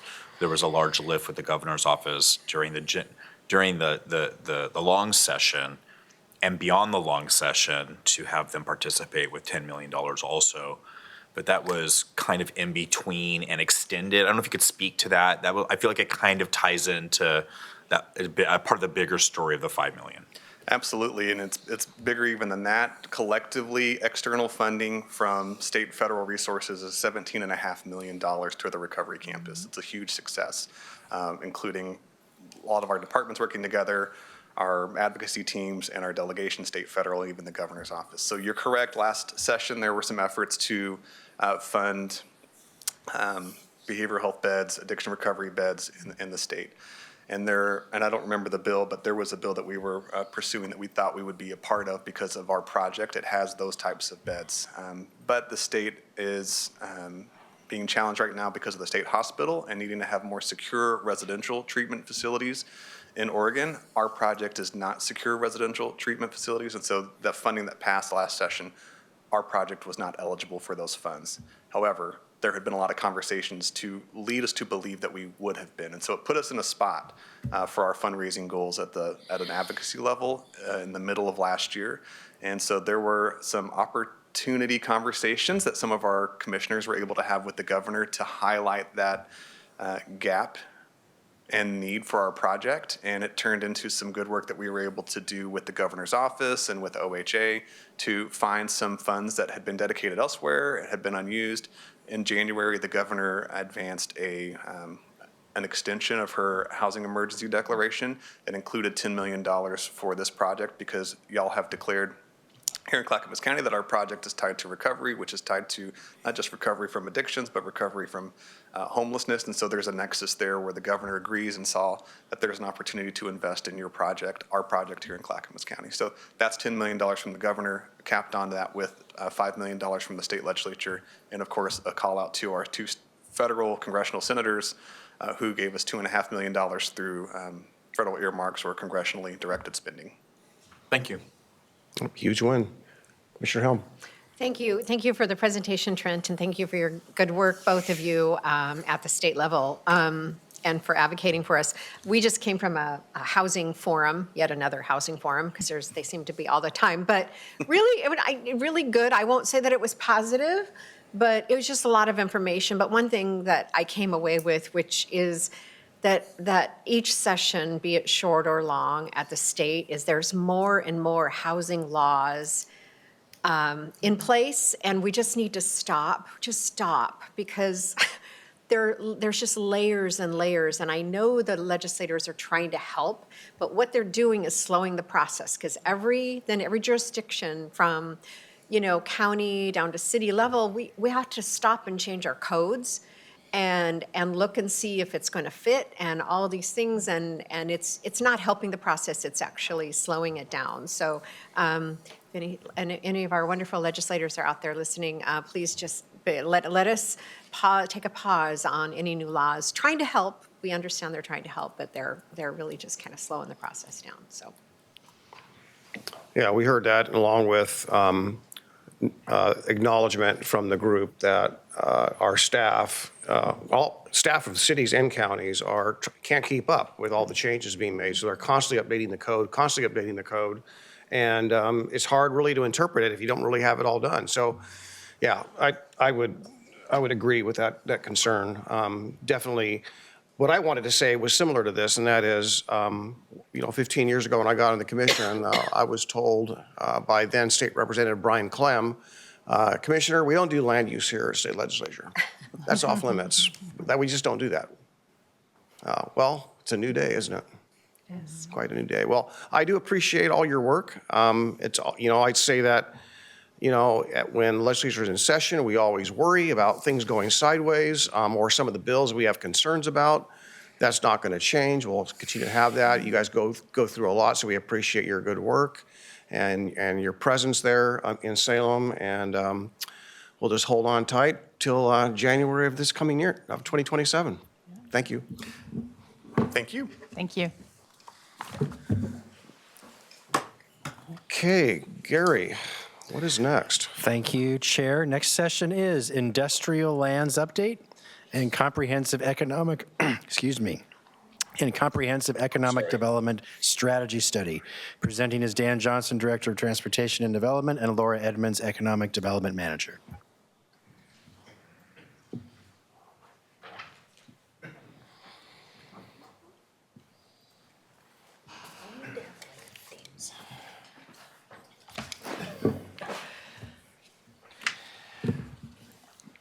Good afternoon. Nice to see all of you again. I have the pleasure of joining Laura up here to give mostly an informational update around different things that are going on the Office of Economic Development front. Laura's going to give you kind of a breakdown of a recent study that was completed. Essentially, it's step one of a very comprehensive analysis around available lands throughout Clackamas County. As you are very familiar, one of your strategic objectives is to ensure, identify what was it exactly? I want to make sure I get it right. Available lands. By 2028, in conjunction with our communities and partners, the county will work to increase available lands to retain, expand, and recruit new business. And so this is the first in that step, is to really get a better understanding of ourselves. Then we'll be doing some additional analysis, do some additional studies, number one. Number two is to have a discussion, or at least introduce the topic of the comprehensive economic development strategy, which is a regional discussion that's starting to occur. We want to get it on your radar so you were familiar with it, if you heard about it, and provide some opportunities to answer any questions you might have. And then at the very end, there is a small funding ask to participate in funding some of the work that's going on with the SEDS. That'll come from lottery dollars to the Office of Economic Development. With that, I'm going to turn it over to Laura. All right. Good afternoon. Pleasure to be before you guys today. So as Dan mentioned, we're just bringing the two items before you today. So I'm going to cover the first one first, which is the industrial site readiness study. So with this study, we started undertaking this with McKinsey Incorporated to perform the study for us because they had provided previous studies, so this was a great dovetail into data we already had. So the expansion of this study was to understand industrial sites, inventory sites for unincorporated Clackamas County 5 acres or greater that support industrial use. So that was the function of this study. The outcomes, through the study, McKinsey identified 23 parcels that fit into one of 4 categories for development potential. And from that, there was a total of about 457 acres. Attachment A outlines these 23 parcels in greater degree along with maps. So the 4 categories, and I'm just going to highlight them, is the category 1 is development ready. That identified 2 sites with approximately 20 acres. Category 2, development ready is category 1. Category 2 is developable with constraints. There were 0 sites identified. Category 3, unlikely to develop due to constraints, 2 sites identified, about 23 acres in total. And category 4, active business use, present, those were about 19 sites for about 413 acres. So after they analyzed this, they looked at about just over 1,400 acres in total for industrial zoned parcels. And identifying those category 1, 28, just above 20 acres, they decided to take a second look and kind of aggregate other parcels that were nearby. So when they did that, in category 1, they evaluated it and came up with just over 22 acres in total. And that really only represents like barely a percentage of the total available buildable land in category 1. So with these limited results, the Office of Economic Development is going to expand into a phase 2 by also studying commercial and mixed-use properties in unincorporated Clackamas County that could present redevelopment and development opportunities. So that's down the road, yet to come, but I want to just give you guys an idea of what we're going to do next. So the second commitment in the first phase was also to perform a site characteristic study, which is attachment B in your packet. The good thing is that McKinsey had already performed this study for Business Oregon, so we were able to access that study for free, and that's attached. And it's a great study on and what site characteristics needs are for different industry. Yep, go ahead. So before we get into the next topic, I just want to take a couple seconds. Again, those 4 categories, when we say, for example, constraints, constraints would be environmental. They'd be slopes, they'd be wetlands, things like that. When we look, for example, at criteria 4 or category 4, which is active with the business use present, one of the things we really wanted to make sure was that we were at least honoring the fact that there are businesses on some of these pieces of property. They're valued members of our economics throughout Clackamas County. It doesn't mean they're developed to the highest and best use, but they're active businesses. So that's where they fall into that category of category 4. And then when you look at one of the things, most interesting things is look at the category 1 property. That's property currently owned by the development agency. And we're sharing this just to kind of, again, give you a picture when you look at just the industrial lands, We do not have a lot of available industrial lands. I can't tell you how many times a week I get a question, hey, we're looking for 10 to 12 acres of vacant industrial land, and it just doesn't exist. The effort through the additional analysis to look at mixed use and commercial is to expand the discussion a little bit more around jobs lands, not just industrial lands. So it's any of those lands that may be job producing lands within the region as a whole. So just a little more detail about that particular study. Again, phase 2 is going to expand on it, and then also building on this information is essentially an analysis where we'll be taking a look at the city's economic opportunity analysis reports. So this is unincorporated. We also are getting data from all the cities so that we can have a very holistic picture of economic opportunity within the Clackamas County as a whole. And then the next phase, future phase, is going to be that lands analysis that Jamie Stasny from our regional policy coordination group and her staff are working on to look kind of at the area inside the UGB that's undeveloped or the area that is urban reserves, and pick some areas to really see what is viable in some of those areas. So to possibly look at additional capacity. Because I think either one, we'll have a better handle on the real opportunity and possibilities that are in some of these areas. Like, for example, some of the studies that you're familiar with, Commissioner Savas, around the Sunrise Corridor and the opportunities that are out there. We may find areas that have less capacity than people think they have now. Those will go nameless, but there's a number that people think there's a lot of density to that we know there's a lot of natural features on and things like that. So kind of a deeper dive into those areas and those studies. And then, so with that, I'll get it back over to Laura to run through the second part of the discussion. Great, thanks for that. So the SEDS is if you're not familiar with the acronym, it's a Comprehensive Economic Development Strategy. And the organizations that lead the SEDS strategy each year are Greater Portland, Inc., Greater Portland Economic Development District, and Metro. And they're getting ready to kick off the next 5 years SEDS strategy, which will cover the 2027-31 years. Now, I want to just highlight briefly, SEDS is a shared regional framework for economic development, growth, innovation, and resiliency. The process will help us to review data, strategy, and analysis to inform decisions for industrial growth. So, and through the study, they will identify the industries that we wish to target that will be very specific to this program. So GPI Metro are currently onboarding a consultant who will lead this process, and that consultant will then identify the 3 committees or start to do outreach for the 3 committees that will make up some of the advisory boards, so to speak, for this study. So there'll be a technical advisory committee, a steering committee, and a champions committee.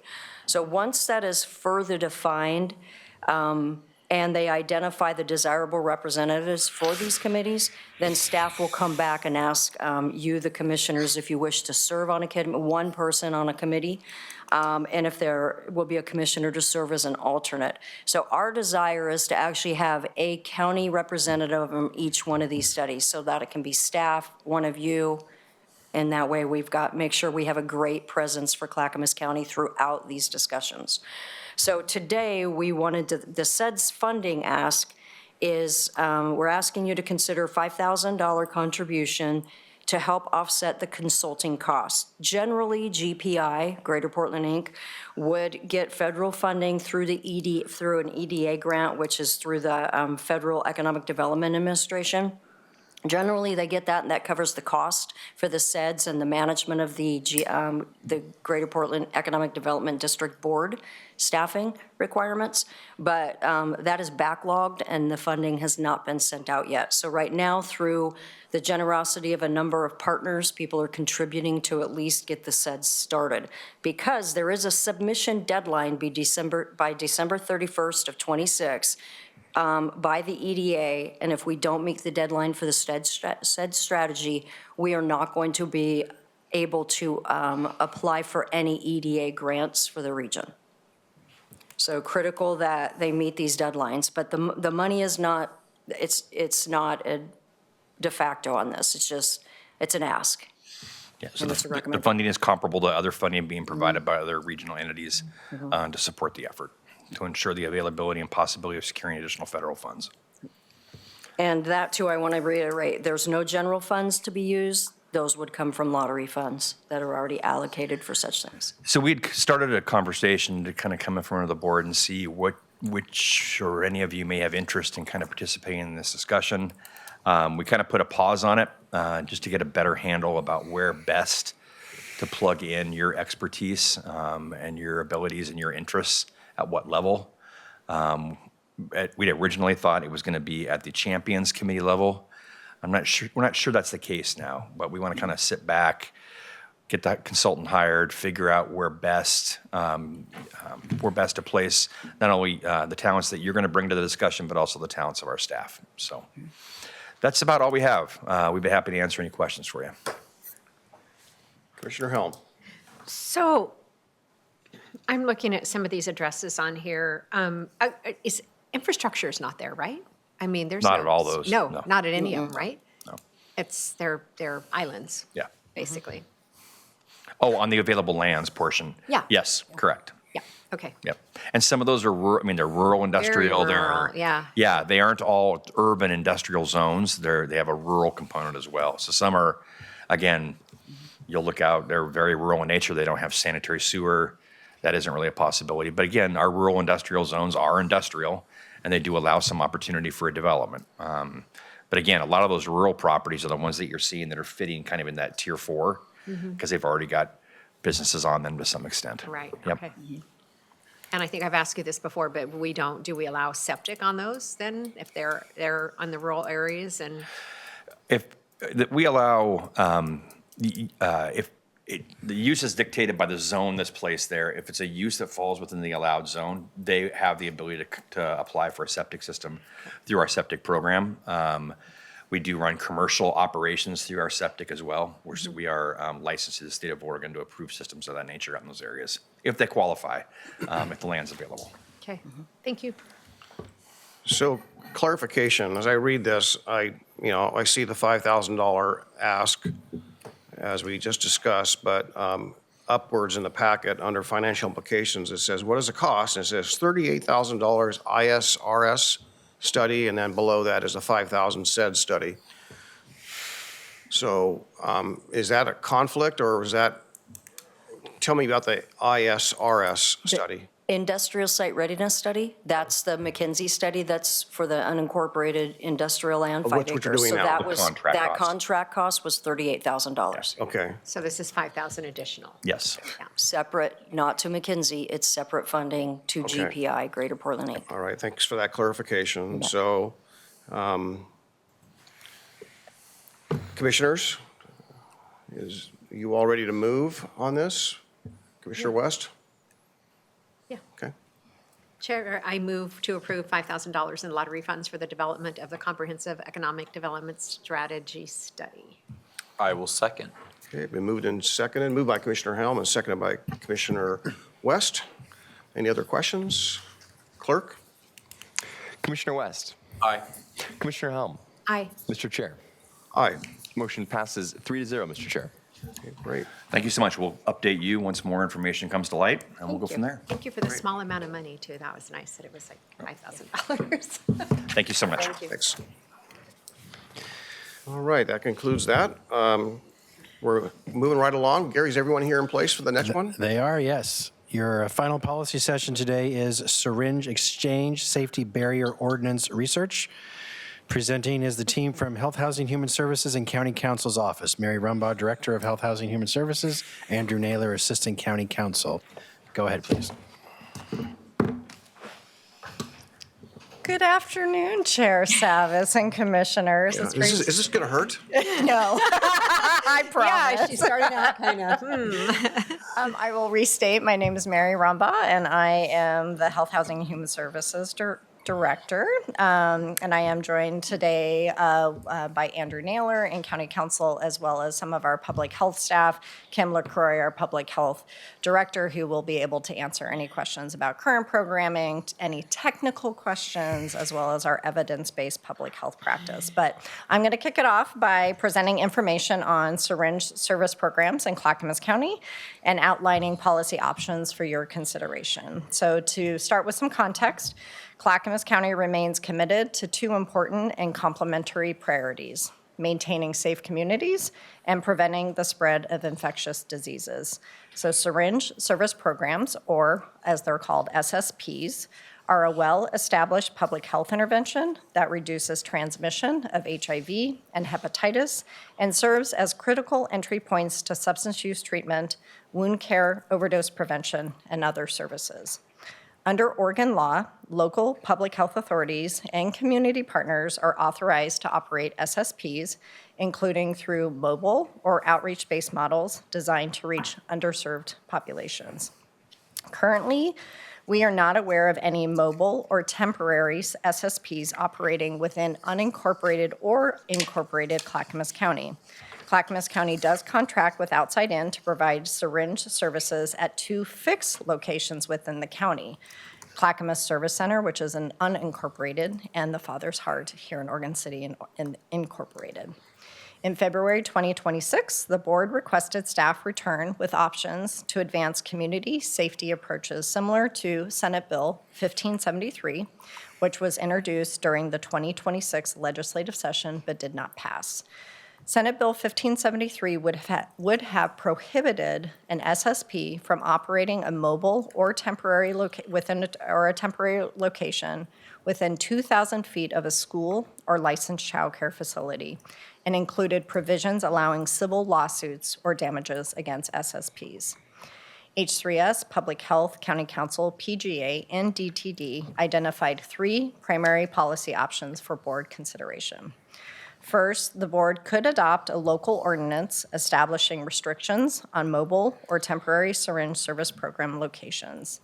There are significant implementation and oversight costs associated with a local ordinance of this nature, as it would require county code enforcement and/or public health staff time and resources to establish a new regulatory enforcement system to address a problem that does not currently, as far as we understand, exist in unincorporated Clackamas County. If the board were to pursue an ordinance, staff would recommend a 1,000-foot buffer around K through 12 schools, not include childcare facilities due to enforcement feasibility challenges, and include an exemption process, for example, because of a public health emergency. Staff would also recommend avoiding broad civil liability provisions and ensuring compliance with applicable state and federal law, including American with Disabilities Act considerations. The second option to consider would be for the board to pursue a contract-based policy approach. This could include requirements related to syringe disposal and service evaluation. This approach is less costly and avoids the operational complexity associated with an ordinance. And the third option would be to defer local action and monitor upcoming state legislative activity. Legislation similar to Senate Bill 1573 is expected to be reintroduced and may preempt local authority in this area. This option would allow time to coordinate with local cities and regional partners should statewide policy not move forward. It would be our recommendation that the board consider option number 3. We are happy to answer any questions and discuss solutions that both protect students and support the continuation of evidence-based public health practices. So again, to clarify, staff's recommendation is option 3. Correct. Okay. Colleagues, questions, comments? And you're expecting this in the upcoming long session then? We all indications, and we do have Trent Wilson in the room as well. All indications is that it was introduced by Reynolds this last session, and that it will be reintroduced, but probably with some modifications, probably similar to what we would be recommending, which is more that 1,000-foot versus 2,000. So all indications tell us that this will be back in the long session next year. Commissioner West, comments? Oh, you knew I was going to turn my light on. I saw you moving that way.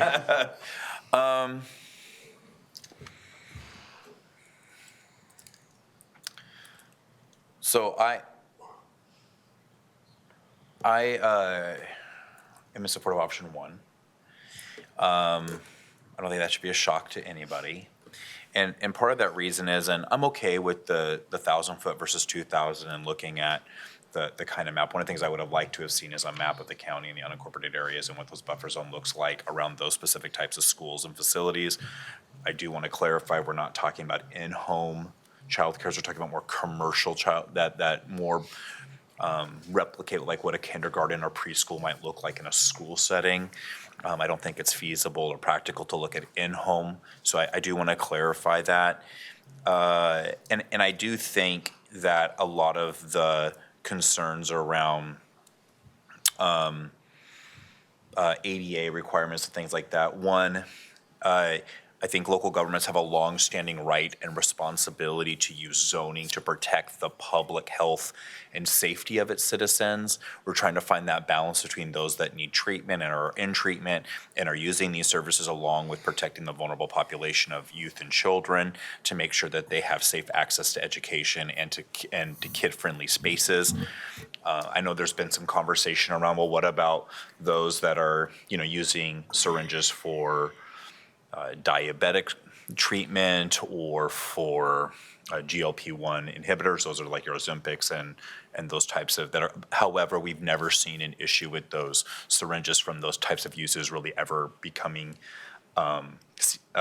showing up in our parks or streets, right? People have been using diabetic syringes since the beginning for decades for that kind of treatment, and that has never been an issue with them showing up really in large quantities in those types of spaces.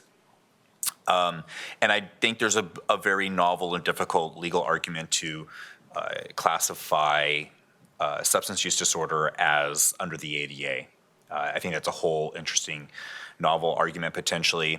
And what happened up in Washington County, that was a blanket ban over an entire county. It made it difficult to get services. We're not talking about that here. I think that there is a lot of support for this among our constituents and here in the metro area, not just here alone. I think we could show some leadership here and take a look at it from a local level. That's why I am interested in still directing staff to put forward together an ordinance restricting syringe services program operations within that kind of narrow county scope. So that's my thoughts on it. I don't know what you guys are thinking too, but I'm still kind of leaning towards moving forward and not sitting back. I think we can take a local pragmatic approach to this, and that's what we're trying to do. So I'll leave it at that, and I may have further comments as we all discuss it here, but I'd be interested in what my colleagues think too. Commissioner? Well, I would be inclined to take staff's recommendation and just take no action. If I hate to be the yo-yo, right? If we institute a policy that's going to be overridden later, is that what you kind of intimated, that no matter what, it would be out of our control? Well, I mean, I certainly think the opportunity is to follow the legislation very closely and to likely take a position, including making sure that we're advocating for whatever would be put in place statewide that we believe we can adhere to compliance locally. Just like we did have a recommendation. The original bill had a 2,000 foot, we recommended 1,000. So, we're not taking a position that we can't support this. So it is, I mean, I don't know that it's risky, but I do think there's a risk that there could be then statewide legislation passed that could be counter to what we've implemented with local ordinance. I don't know enough about, the risk there, but I think it is a consideration. And I understand what you're driving at, Commissioner West, as far as like implementing something now that, addresses our situation here in Clackamas County, but.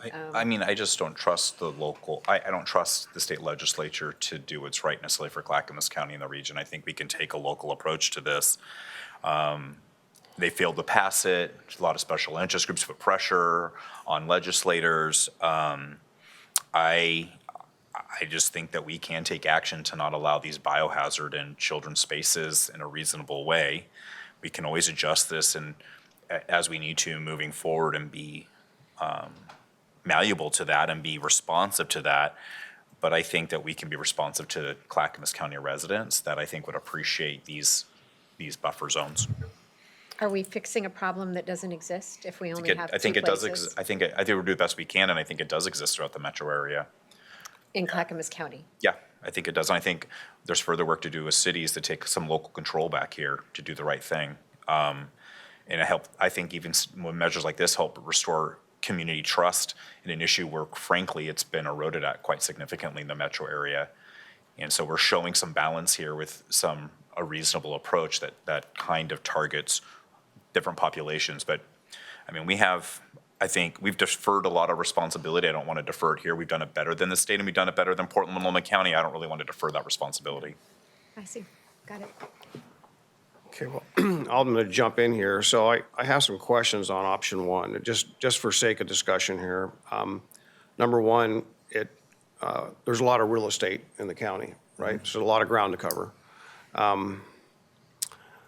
If we draft an ordinance, does it only apply, question number one, does it only apply to the unincorporated? Okay, that's what I thought. And my other question is this one paragraph under section 1, or adopt a local ordinance.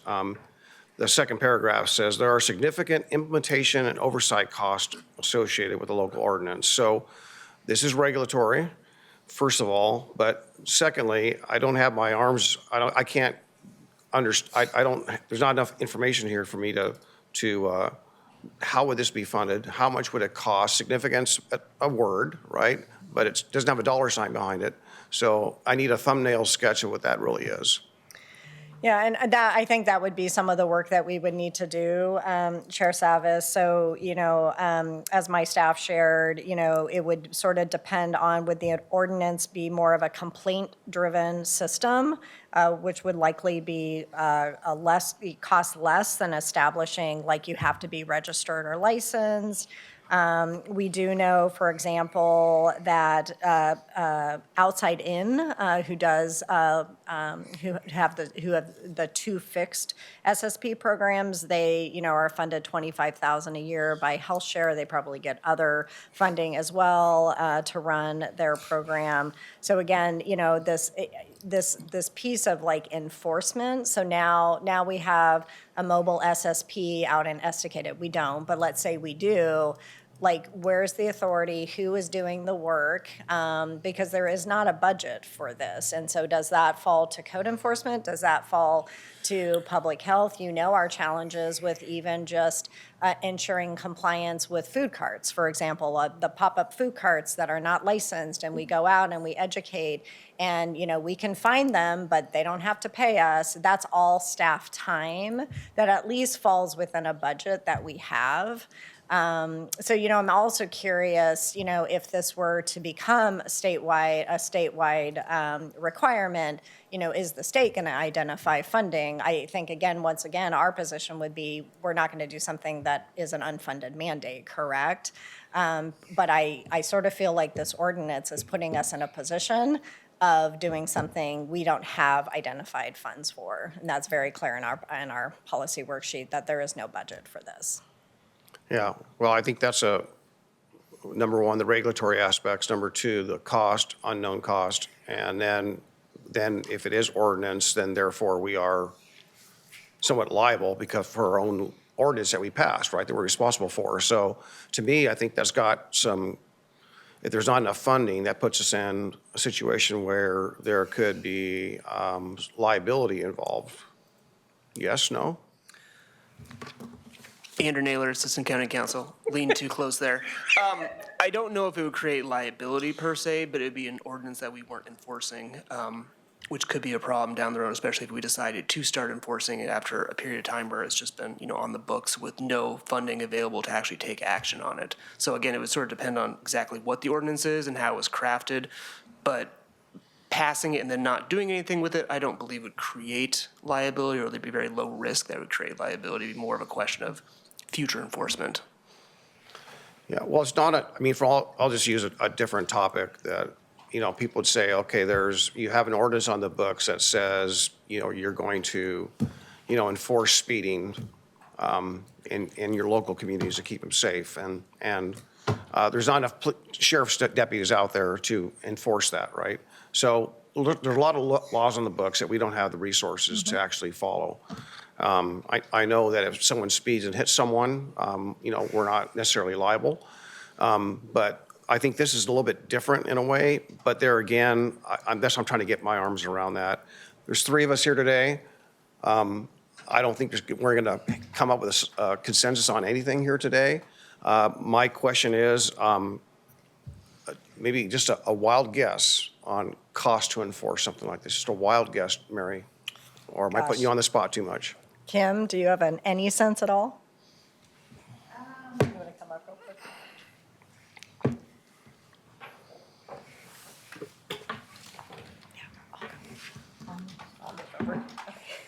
Andrew's not moving, apparently. I can stay. Do you want me to go over here? It's easy. Hi there, Kim LaCroix, Public Health Division Director. It's a hard question to answer without knowing like what kind of ordinance it is. I think, like Mary said, if it's complaint-driven process, of course, that requires staff to accept the complaints, develop a tracking system, respond to the complaints, probably some community engagement. So it's probably, an FTE at least for that. If it's a registry, that would cost more money because then you have to set up the whole system and work, similar things in terms of like tracking and response to complaints, but the whole establishment of the requirements of what it would take to be registered, and then the annual registration process and enforcement, so that would be more staff. So either way, I think it's at least 1 FTE, broad estimate, but don't hold me to that because it's hard to know without what you would actually want in an ordinance. And I would just say, Chair Savas, to put it on a low end, once you look at our fully loaded FTE costs, we're talking probably $180,000 per, for a fully loaded annual FTE cost. We're just very expensive employees to be doing this work. Right. So my last question, and I see Commissioner West has his light on, but my last question for now is, is there a potential source at the state funding for this, or is this general fund support? Where would the dollars come from if indeed we did something like this for that 1 FTE or more?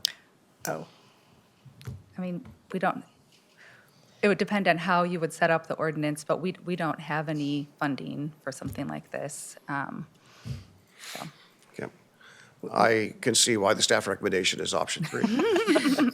Commissioner West. Well, I think the staff also has a bias against the ordinance going forward, and it's uncomfortable for them, and I understand that. However, we're not the first ones to talk about this at the local level. Philadelphia has actually banned a significant amount of syringe services within the city of Philadelphia. Roseburg did something similar here in Oregon. They never came and showed us options of other local jurisdictions that were innovative and took local control here. And we still potentially haven't talked about opioid dollars and so we just haven't looked into that. And when you go with option 1, part of figuring out maybe where we can fund that, and then also looking at what looks like the future looks like, we talk about those funding options.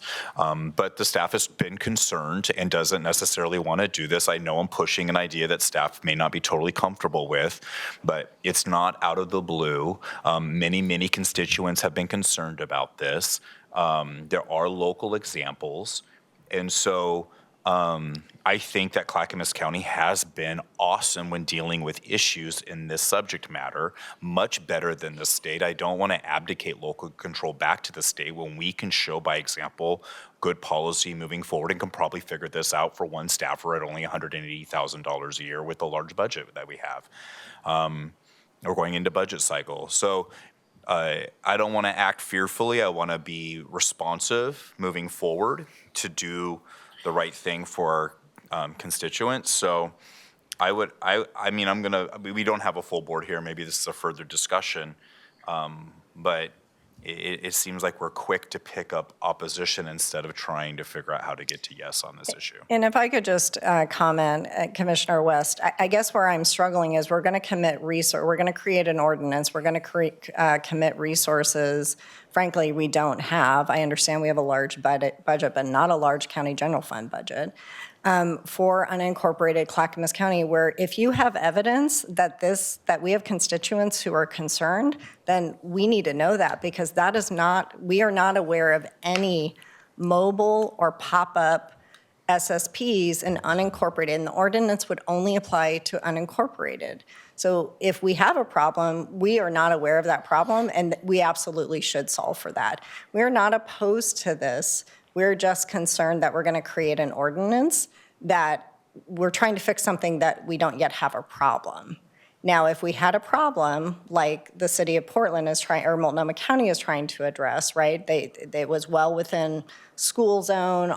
I totally get that. But so I think we are not being we are just trying to be practical and realistic for what our authority looks like for unincorporated Clackamas County. I get calls from constituents that sit there and walk their dogs in parks and areas in unincorporated Clackamas County and say, Commissioner, why do I see needles here? So, and then that's where these policy solutions come from, is when constituents come from us and other policymakers that are concerned about this. I didn't invent this out of thin air. And I'm trying to find that very special nuanced balance between the livability of communities and protecting kids and taking local control, which I'm proud of our local control and how we do that here, versus like still providing essential services. I didn't say it wouldn't be hard. I just think there's a pathway to do that. And I do feel like staff maybe is uncomfortable with moving this forward. I'm trying to find that balance as a policymaker. So again, I would ask if this is actually, so Syringe is not being disposed of properly, and SSPs, frankly, are two different things. We don't have SSPs out in rural Clackamas County giving syringes and then not taking them back. That was the issue. That was primarily the issue in Multnomah County. So I don't know how an ordinance for SSPs solves for. Where I've seen the needles in with my own eyes has been in unincorporated Clackamas County that's still close to the urban area. And much of our unincorporated Clackamas County is not out all in the rural area. It is also in close to the urban area. And so, I mean, I've also seen them with myself. So, since being elected in this position. Yeah, so I get what you're saying, but it's not just Molalla and Estacada and whatnot that are included in unincorporated Clackamas County. So I'm going to ask a question to Commissioner West. And, lately especially, I've been both in rural and urban. And have I seen needles here and there? Absolutely. I know they're out there. My question to you is, Commissioner West, if there's no funds to fund this, would you even be comfortable with just having the ordinance in place to actually keep SSPs out? Well, give me some options in a real policy session that looks at different funding sources potentially. So we just came with like significant. We didn't talk about, hey, is there any room, or do we want to look at how we prioritize our opioid funds? Could those even be used for something like this? Since they can be used for actual services like this, is there something that mitigates within those funds for the other part of the community that may be negatively impacted by these services? Are there other sources? We haven't even had any opportunity to talk about what those are yet, but it's already being brought up as a potential barrier before we've done that. Okay, so I'm going to ask maybe staff the question a little bit differently. Is if an SSP came into Clackamas County, does that mean there's more needles out there if an SSP came into Clackamas County? Well, I'm going to start, and then Kim can add if she disagrees, especially if she disagrees. I think that's actually option 2. So that we, as a local public health authority, could put into place expectations and requirements for a mobile or even a fixed SSP in unincorporated, in which there is the requirement within contract that they do a one-to-one, that they have a needle, they get a needle and they receive a needle. We do, it's not a perfect system. We have some data on how, what the percentage of returned needles are for outside in. But that could be the other option, is to at least have a policy in place so we have some authority as as the local public health authority, so that if this were all of a sudden we do have a pop-up or we have a mobile or we are inviting somebody in, we get to put the parameters around the expectations, and then there will be compliance to that contract if in fact what we're finding is that, people are not disposing of needles, appropriately. So by virtue of you saying for a needle, you get one back, that it wouldn't add more needles to my question. That was the point of my question. Would it add more needles, out there on the street if it's a one for one? It shouldn't. What the model of SSPs, Kim. Right, yeah. So yes, theoretically, if you're distributing needles, the best evidence-based policy is to accept them back because, there's different, because especially where one of the Clackamas Service Center location is, sometimes people cross between Multnomah and Clackamas, and so needles may be returned in a different jurisdiction versus our jurisdiction. So, but yes, the evidence-based practice is to collect the used needles. Okay. Commissioner Helm. So I'm just, because I'm confused, I don't understand how directing staff to draft an ordinance restricting syringe service program operations keeps needles from arriving on the ground wherever people are seeing them. I don't understand that correlation. To me, it doesn't fix the problem. Well, so if you have close proximity to the SSPs and where they're getting and exchanging needles, you're in those areas, you're more likely to have that type of biohazard litter. So what we're doing is trying to remove that type of activity with that population and create that buffer zone around kids. And we're not even talking, that legislation was a 2,000-foot buffer, which was about 10 city average blocks. We're talking about half of that now, which I'm totally fine with. It is difficult, period, to recycle medical needles, period, in Clackamas County. The only place I can think of where you can actually do that is at at a Metro transfer station. People can't go back to the pharmacies, so that's another policy idea too, is where can we expand the actual place where people can take their medically used needles and appropriately dispose of them, and that we actually have the red box containers that are needle proof that safely secure those. Are there programs that have to be out there? We don't have good access to return those needles at all in our community for anybody who needs to use them for any medical purpose. That could also potentially help. I just think the buffer zone around a kid in commercial daycare of 1,000 feet is so pragmatic, moderate, and reasonable. There's a way for us to get there. We're not asking for anything all that extreme here, with trying to also have that peace of mind and safety for kids walking to school and to daycare. So, Commissioner West, let me ask you a question. Do you think that, to the earlier part of the conversation, do you think that option one would result in less needles in rural and urban areas that are not the identified area that an SSP would operate? That's what I was trying to get at, yeah. Say your question again, I want to make sure I understand it correctly. So to your earlier point about the needles that you and I both see in both urban and rural area, if an SSP set up shop, let's just say within that buffer, and they're at this particular place geographically in Clackamas County, that's going to reduce the needle count in those areas? In the vicinity, yes. Explain that to me then. Well, one, I think it's common sense, and one, I think that evidence shows that where you have these SSP services, those surrounding areas are most likely, and businesses and whatnot, are most likely to be impacted not by litter and usage within those vicinities. Okay, so maybe I'm taking a leap here, and maybe I am in error, but it's almost like I forgot, was it the food distribution? And we were talking, and last year, I believe, maybe 2 years ago, and we were talking about where all the food, access to food is for people that are houseless, right? And we said we need a center in Wilsonville, maybe one in Tualatin, and so on and so forth. And I think what the conversation drove out of that was that people really can't commute from Tualatin or Wilsonville to go to Tualatin and back, right? Because there's no really transportation. So are people just going to use needles and use? Are they actually going to go to a place that's 5 or 6, 10 miles away. We already have many examples within the metro area where SSP sites actually do have quite a bit of litter around them in spaces that also need to protect kids. This is why this conversation is happening. This isn't unique.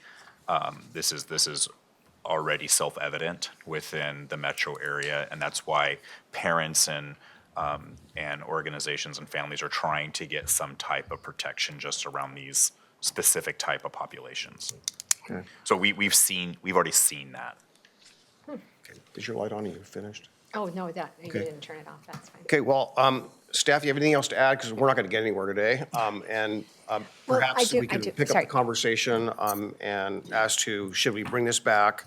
I would be concerned, for example, NIMBYism, what area in Clackamas County would want to have an SSP set up shop? I think that's another battle that we'll have to. Well, you can't do a total ban. I think that's legal jeopardy. We've talked about that with Lewis County, but many local jurisdictions across the country, and some even here in Oregon, well, Roseburg's one of them, have set up some type of reasonable restrictions for the public health and safety of the entire community, which I think is within the scope of local government. I would love to see a map even for a policy discussion. Like I've talked about this a couple times. This is what unincorporated Clackamas County looks like. To see that visually, like here's the barrier, here's the areas where they could operate. It would make it much easier to vote or push this policy forward for an ordinance. That's information that would be helpful to me. And then maybe I look at the map and I'm like, we don't need it here. Maybe that's the case. I'm totally open to that. But I think an actual visual aid on this would be super helpful. And, if we want to find the funds and make this a priority, I think there is money there to do that. I think looking at how we spend our opioid dollars first and taking a little bit from everything to make sure we're funding some of this mitigation factor also is a reasonable policy decision. I don't know if we can even use opioid dollars for this, or even just to say, let's get creative and see what we can. We don't know where the funding's coming now, but we're going to try, is a much different conversation than what we were given today.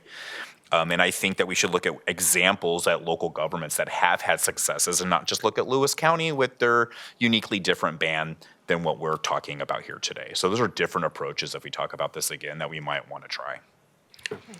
Just one more thing is, as I do want to be responsive to, I have not heard any complaints, from anyone about this, but I want to be responsible with our money. So I don't like putting an ordinance in place without knowing how it's going to get paid for.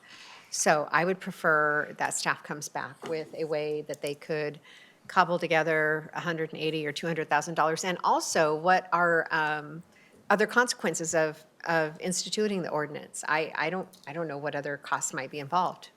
On top of that, there might be other costs down the road. So I just want the full picture before I. And if we end up saying no, let's say we do and the board doesn't go that direction, I hope that we're part of the very robust conversation that will be happening in Salem to make sure that local government's considerations are considered and that we hold local government and working with our Clackamas caucus to make sure that these spaces are, dealt with appropriately. And if I could just ask a clarification, because it's clear, Commissioner West, that this was not as satisfactory to you as we would have hoped. So I want to be clear about what our asks are. We can certainly look at the unincorporated Clackamas County. Are you wanting us to look at the 1,000-foot Yeah, around? It'd be interesting to see both. I know that that's kind of been the debate but 2,000 seems to be pretty large considering what other jurisdictions may have done.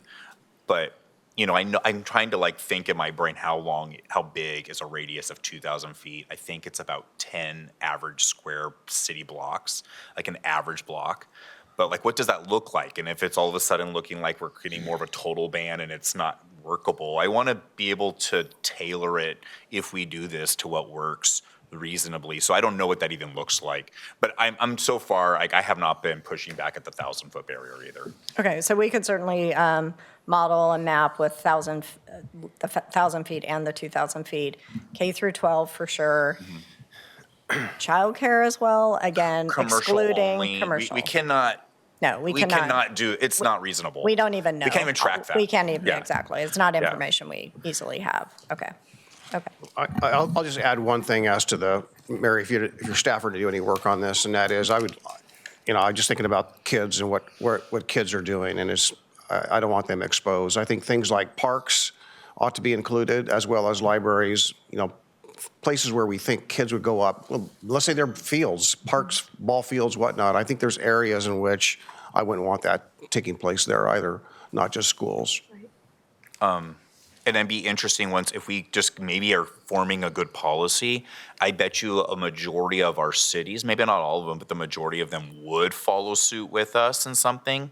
And we can show leadership at the local level, and then it'd be more of we have just kind of better continuity across the county.